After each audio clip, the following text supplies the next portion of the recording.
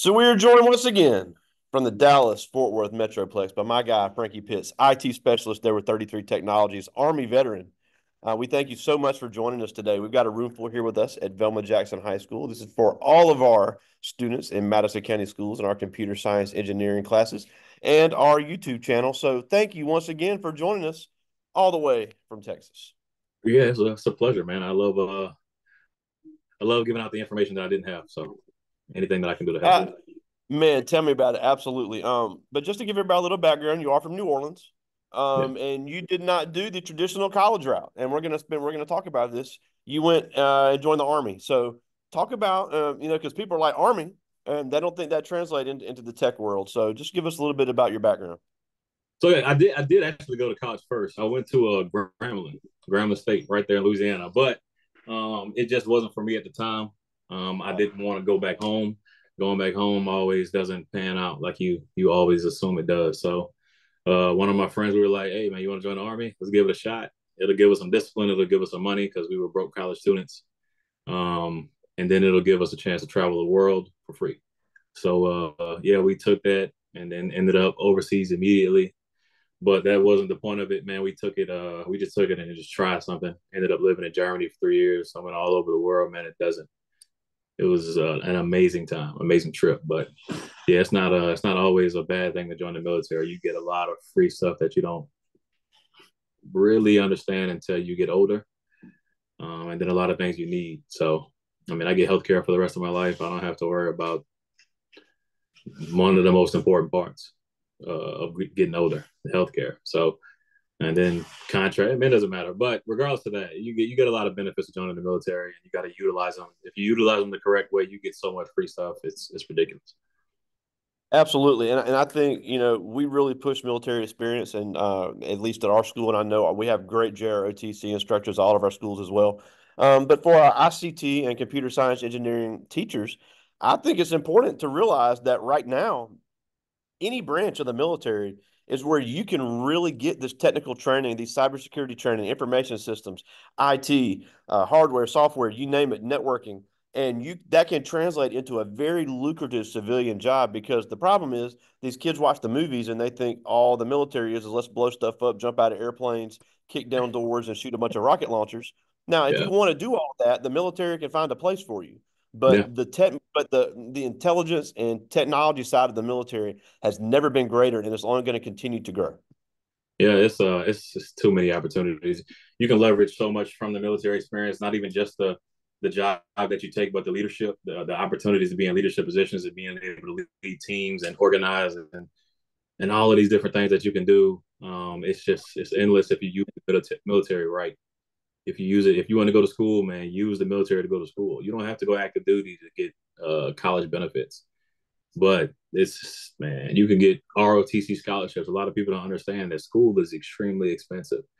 For instance, Tulane is like $89,000 a year now, but if you get an ROTC scholarship, it's free.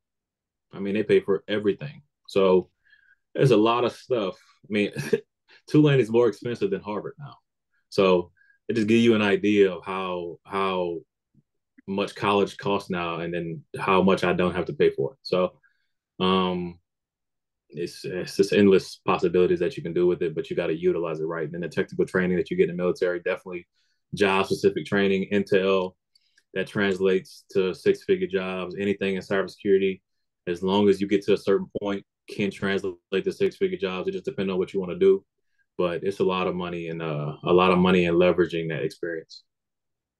Yeah, and obviously we are not discouraging anybody to not go to college, but we have a Yeah, lot of students that are on the fence about it, and a lot of people are unsure about what their family and financial situations will be. A lot of people are like, I want to do something, but I don't want to have to go to classes I don't care about.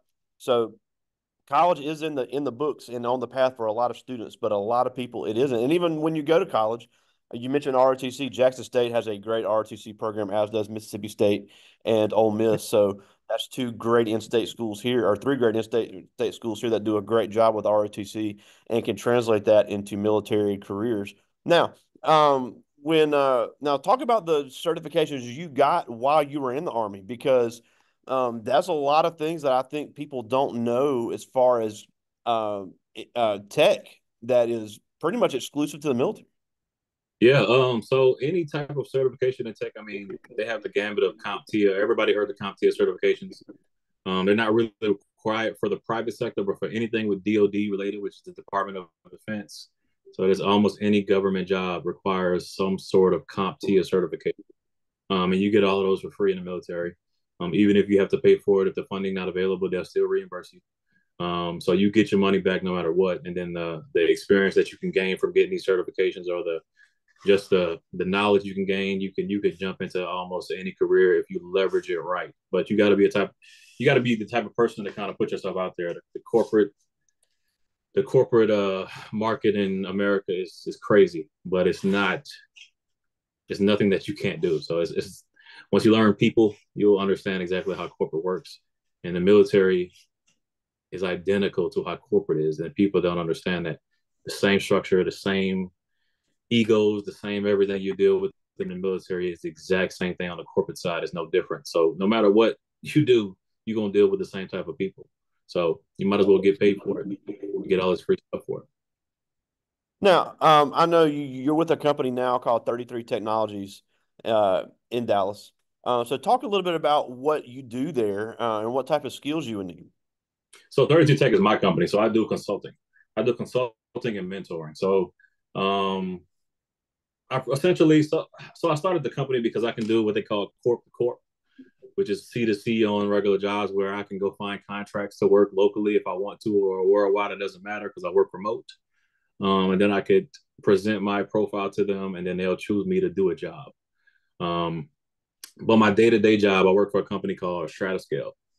Stratascale is a cybersecurity consulting company. All we do is major cybersecurity incidents. I mean, we could rebuild your cybersecurity infrastructure. We can I guess currently I can speak on what I'm working on now is I'm bringing a company back from getting hacked.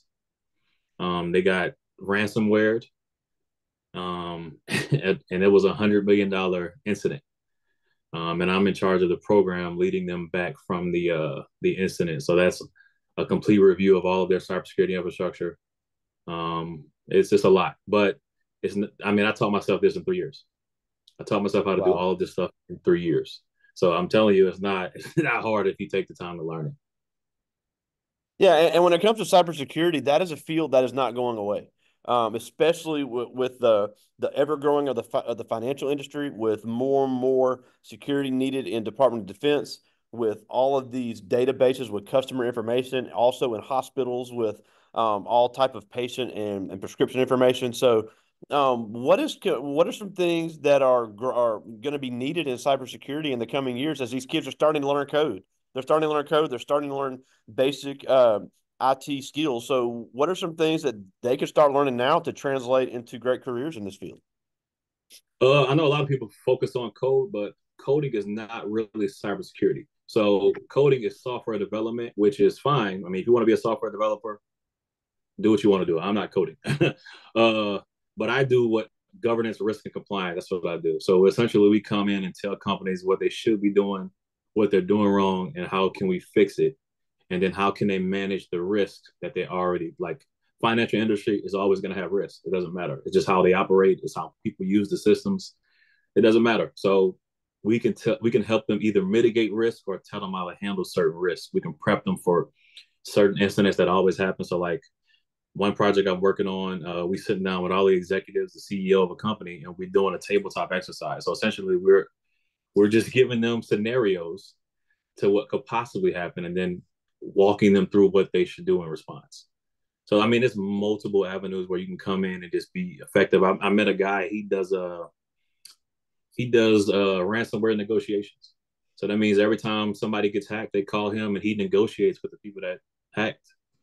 And he said his starting price is $50,000. So for him to even Wow. sit down and discuss this with them, it has to be $50,000.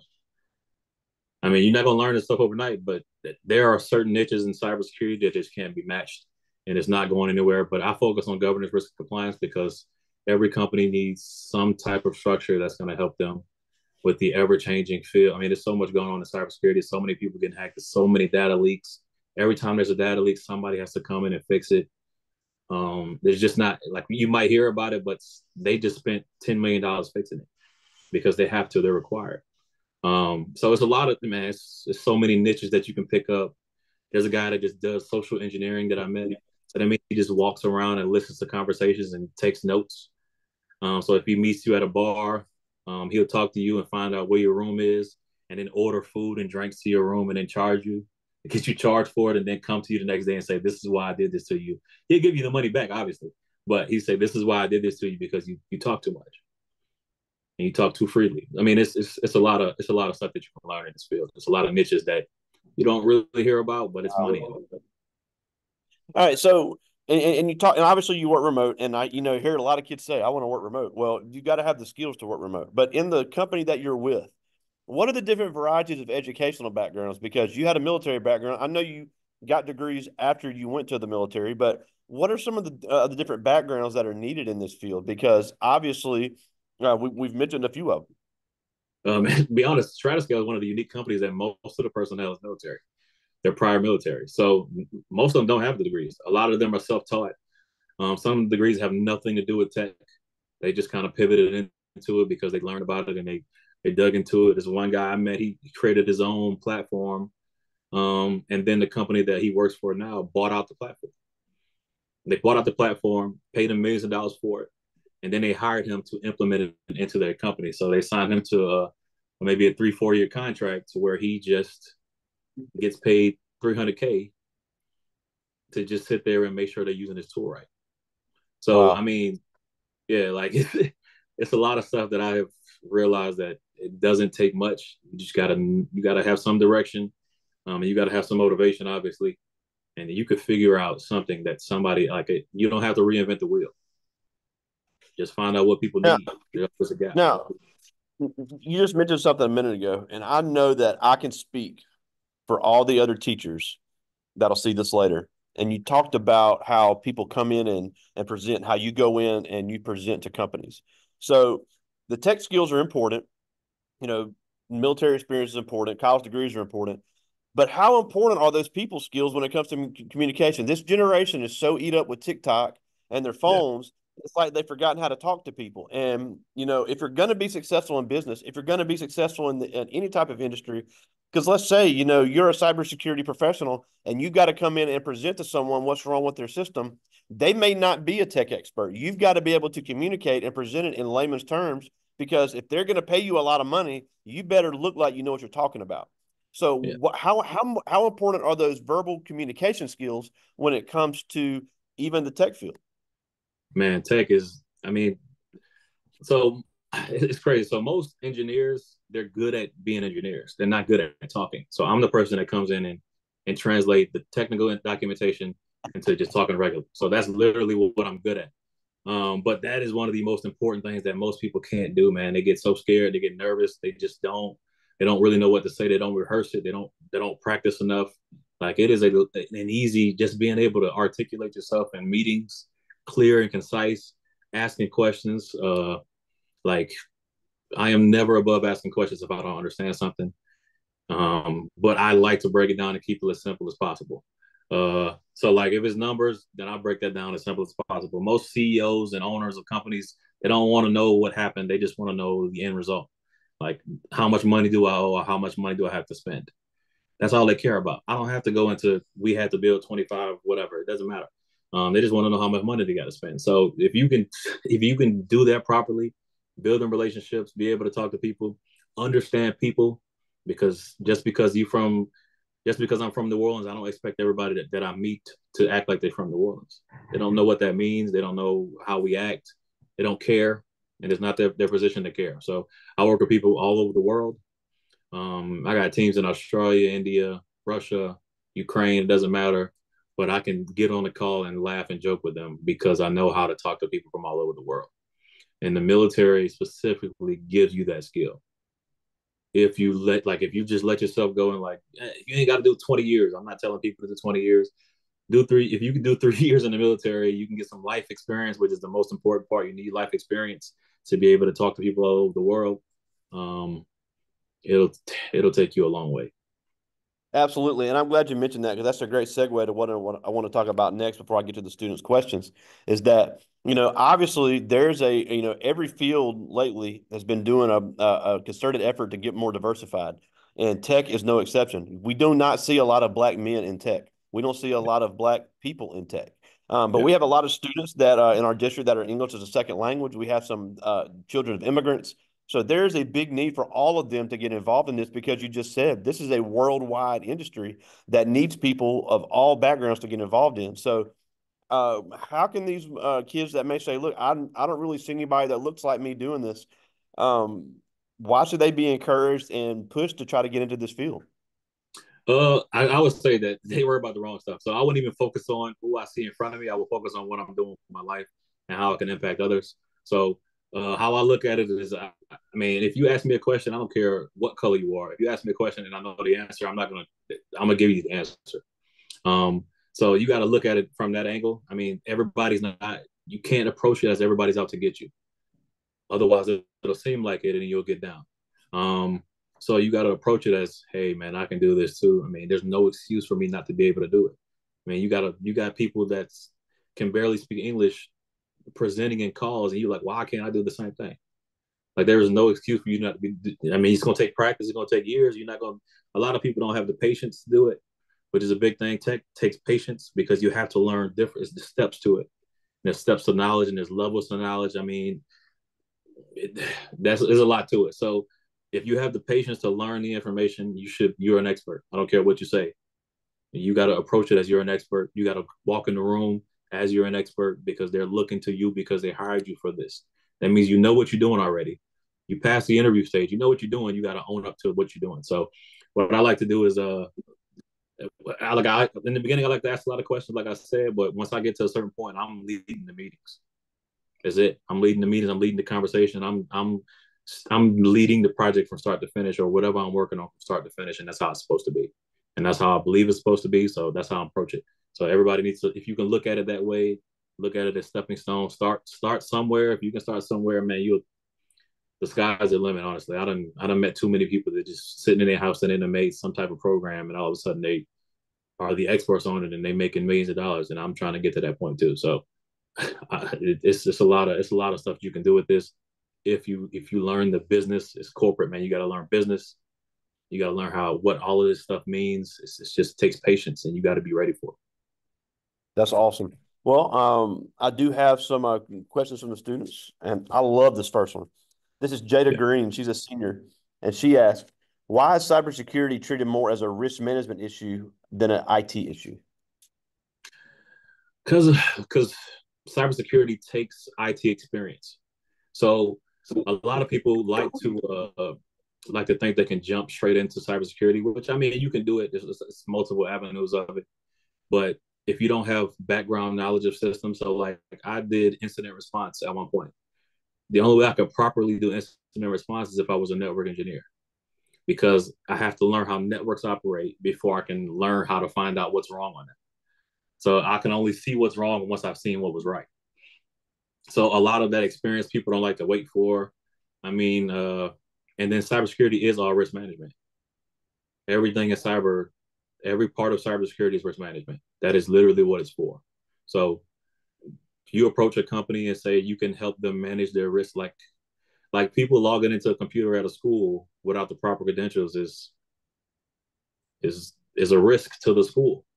So imagine that as company scale or corporation scale in everything that somebody does, because every time there's a ransomware attack or any type of attack on a company, it's user error somewhere. It's either the company's fault or somebody logged in or clicked on something they shouldn't have clicked on, and that's how they always get in. They just can't walk in the door and start plugging stuff in. I hope not anyway, but yeah, that's that. I guess is a big synapse of that. Yeah, I like this one. This is Zarius Cooper. He's one of our football players here. He's a senior, and he asked, "What has the military taught you over the years that still stays with you today when you face new challenges?" To be honest, it could always be worse. So even when I'm swamped with work, or like if I have a lot of work to do on projects or anything like that, I know it could be worse. And this is nowhere near worse. I done slept outside in the storming rain, sleeping in mud, bug infested areas. It doesn't matter. And then you come home and everything's fine. So there's nothing that could be worse than that. Like in corporate anyway. Like there's nothing that people can do to me at work. Like there's nothing. It just doesn't affect me at all. It just worked. At some point I gotta go home. That's how I look at it. So I do my work. How we did it in the military. At some point you gotta go home. So I approach everything like that. At some point I gotta log off. And no matter Yeah. where I am in the project or where I am, that's it. And that's a great segue to this one. This is Cortez Maxwell. He's a sophomore, and he asked, "What made you decide to join the military after you went to college?" Oh man. I was young. I was 18, 19, man. I was no discipline. We was partying too much, hanging out. It was just I didn't feel motivated in college. I just going to class wasn't it for me at that time. I was like, man, I got to get out of here. And my dad told me, do not come home. Do not just come home and hang out because you'll end up like everybody else that comes home and hang out. So I was like, I'll just try the military, even if it's just 3 years. And then they gave me a crazy bonus. At the time, they gave me $30,000. I was 18, 19. That seemed like a lot of money to me. It is a lot of money, so don't think that it's not. And I was like, I can get some life experience. I can get some discipline. I need to be more motivated in what I'm trying to do next with my life. Um, it was a lot. So I chose the military just to get away from New Orleans. Yeah. I just got one more. This is Rashawn Smith. He's a senior, and he asked, "Once you joined the military, what was your biggest inspiration to get into the technical field?" To be honest, I like tech before the military. And I only chose this job. The job I had specifically was because it gave the biggest bonus. To be honest, but I mean, there's multiple things you can do in the military, man. The military is not just go to war like we talked about in the beginning. Man, we played. I played semi-pro football in Europe. We made it to the flag football championship. Man, they got all army boxing, they got all army wrestling, they got every single sport in the army, and then your job would be to report to that. So, like if you're all army wrestling, you go to a separate unit away from everybody else, and all you do is work out with the wrestling team. All you do is wrestle all day. That's your job, and that could be for years if you're good at it. You can go to the Olympics. Man, it's a lot of stuff that people don't tell you about what you can do in the military if you're very good at something. There's multiple opportunities. So don't just limit yourself to thinking that you gotta, like we said, go to war, go blow up stuff. That's not what I went in for. That wasn't what I was looking for. And I won't tell people to do that. I'll tell you to get a job in either Intel, Signal, which is IT communications, or cyber. That's the only three that I ever tell people to do. Yeah, I mean, it's like I said, if you want to do all that crazy stuff, that's great. They can find a place for you. But the overwhelmingly majority of careers in the military are, like you said, in those three areas or in medical. So it really is a great option for all of our young people to consider. I don't like to to force people or force people's hand one way or the other, but I am really wanting to have kids know all the options they have once they finish school. Yeah, and then I mean, Space Force is good. It sounds like a joke, but they have all cyber jobs. Who else? The Navy has a great cybersecurity program. A lot of their equipment is hand me downs to the Army, so we get almost all of our hand me down equipment from the Navy. The Navy has a very high tech cybersecurity program. So don't just think you're sitting on boats all day, or don't just Yeah. think you, like we said, blowing stuff up. That's not how this stuff works. You do your job for the most part.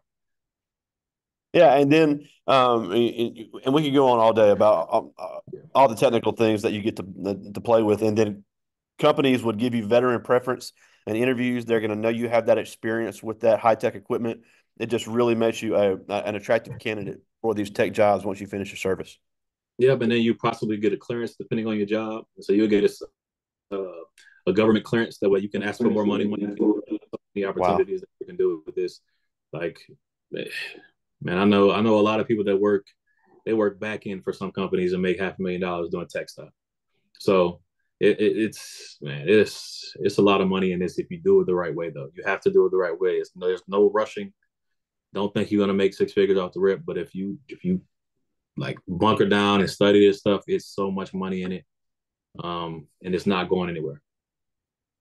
Absolutely. Well, we're almost out of time, and we thank you so much for joining us again. It's just such a joy to hear all the cool things you're doing. But before we go, why should these kids, as they're in middle school, high school, getting ready to start making some serious decisions, once they get done with school, really consider getting into these tech careers?